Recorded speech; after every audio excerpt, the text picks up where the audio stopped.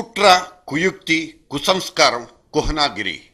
ఇప్పుడున్న కేంద్ర ప్రభుత్వాన్ని బుక్ చేయదలిస్తే కనీసం అరడజను ఐపీసీ సెక్షన్లైనా దొరుకుతాయి. తాను బతకడం కోసం, తాను బాగుండడం కోసం ఒక రాష్ట్రాన్ని నిప్పుల కొలిమిలో పెట్టి చలి కాచుకుంటున్నందుకు సోనియా సర్కార్ను నిందించి తీరాల్సిందే, నిలబెట్టి కొట్టాల్సిందే. ఇదిగో తేల్చేస్తున్నామంటూ అరచేతి మీద గీతలు గీసి చూపెట్టే యూపీఏ సర్కార్ రాష్ట్రంలో విభజన సెగల్ని ఎందుకింత తేలిగ్గా తీసుకుంటోంది?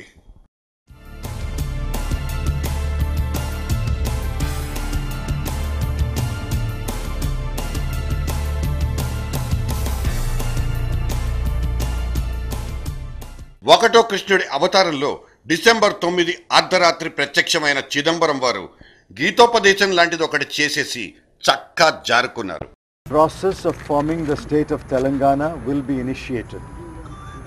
An appropriate resolution will be moved in the state assembly. Justice Srikrishna and కమిటీది రెండో కృష్ణుడి పాత్ర.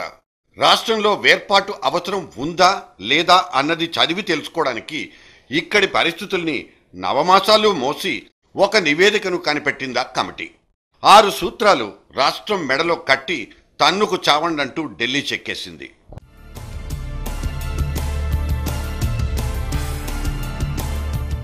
నిన్న రాత్రి గులాం నబీ ఆజాద్ ఒక చావు కబురు చల్లగా చెప్పి మూడో కృష్ణ పరమాత్ముడిగా ముద్ర వేయించుకున్నారు. నా సంప్రదింపులైతే ముగిసిపోయాయి, ఇక జాతీయ స్థాయిలో చర్చలు జరగాల్సింది అంటూ పీఠముడిని మరింత బిగిసి కట్టిపారేశారు. हमने 30 सितंबर तक बताया था कि हम ये कंसल्टेशन प्रोसेस कंप्लीट करेंगे. हमने 28 को ही कंसल्टेशन प्रोसेस किया. अब इसके बाद हम रिपोर्ट करेंगे, कांग्रेस प्रेसिडेंट को भी रिपोर्ट करेंगे, प्राइम मिनिस्टर को भी रिपोर्ट करेंगे और उसके बाद फिर वाइडर कंसल्टेशन की ज़रूरत होगी एट नेशनल लेवल पे. కేంద్రపు కబంధ హస్తాల్లో తెలంగాణ ఫ్యూచర్ అనే పేరున్న ఈ మెలోడ్రామాలో ఇప్పటికీ 3 కృష్ణులు మారిపోయారు. అంతకుముందు కమిటీలు, కాకరకాయలంటూ ప్రణబ్, రోచయ్య ఎట్సెట్రాలంతా చాలా వ్యూహాత్మకంగా కాలయాపన చేసి మనకు పెట్టిన వాతల మచ్చలు ఇంకా అలానే ఉన్నాయి. సరే, అదంతా గతమని సరిపెట్టుకుందాం. మరిప్పుడు మనమున్నది రాష్ట్రమా, రావణ కాష్టమా అనేంత దారుణమైన పరిస్థితులు మనల్ని చుట్టుముట్టేశాయి.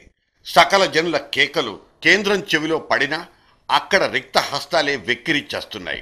అందుకే వివాదాల్ని పుట్టించి వేడుక చూసే కేంద్రం ఇప్పుడు పూర్తిగా కార్నర్ అయిపోయింది. ఏదో ఒకటి చెయ్యండి మొర్రో అంటూ ఇన్ని గొంతులు గగ్గోలు పెడుతున్నా ఆజాద్ చేతులు ఊపేసి పారిపోవడం ఏంటని జనం నిలదీస్తున్నారు. నిజానికి ఆజాద్ ఏదో వరగబెడతారని కూడా ఎవరూ ఆశించలేదు. సోనియా నేతృత్వంలో జరిగే తోలుబొమ్మలాటలో ఆయన కూడా ఒక చిన్న పాత్రధారి, అంతకంటే ఎక్కువేమీ కాదు. సంప్రదింపుల సారాంశాన్నంతా పుస్తకీకరణ చేసి దాన్ని కోర్ కమిటీ భేటీలో టేబుల్ మీద పెట్టడం వరకే ఆజాదుల డ్యూటీ.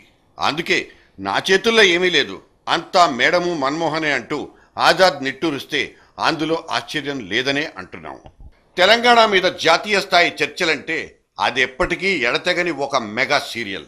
ఎందుకంటే కొత్త రాష్ట్రాల ఏర్పాటుకు ససేమిరా అనే పార్టీలు ఇదే అదనుగా హుంకరింపులు మొదలు పెడతాయి. కొద్దో గొప్ప చిన్నా చితకా పార్టీల్ని అప్పుడెప్పుడో కేసీఆర్ బుజ్జగించినా ఇప్పుడు కథ మళ్లీ మొదటికొచ్చే ప్రమాదం ఉందని తెరాస భయం.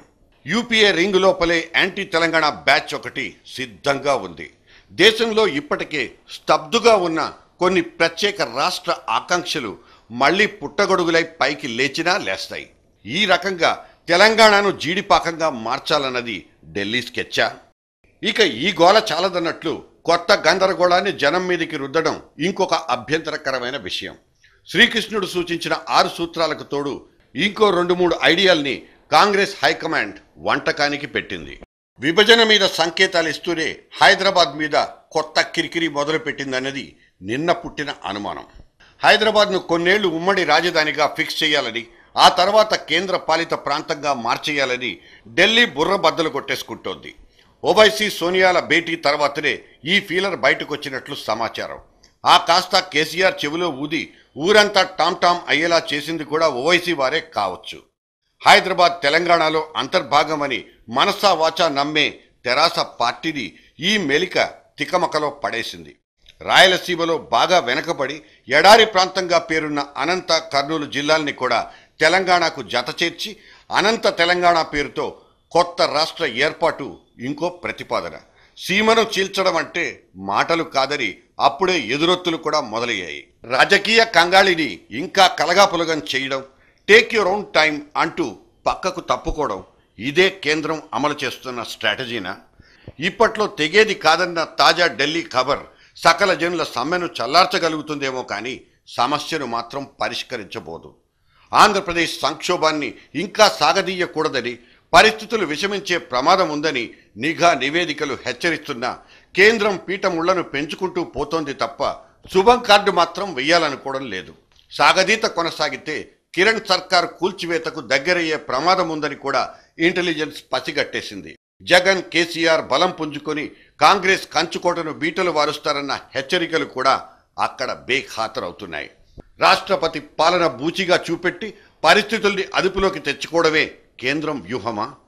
ఏదేమైనా మాకున్నదల్లా ఒకే ఒక్క కోరిక, డిపోల్లో మట్టిగట్టుకుపోతున్న ఎర్ర బస్సులు కదలాలి, బొగ్గు బావుల నుంచి బంగారం బయటికి రావాలి, భుజాల మీద నుంచి సమ్మె భారాన్ని దించుకుని సర్కారు చల్లగుండాలి. టూ మచ్చా?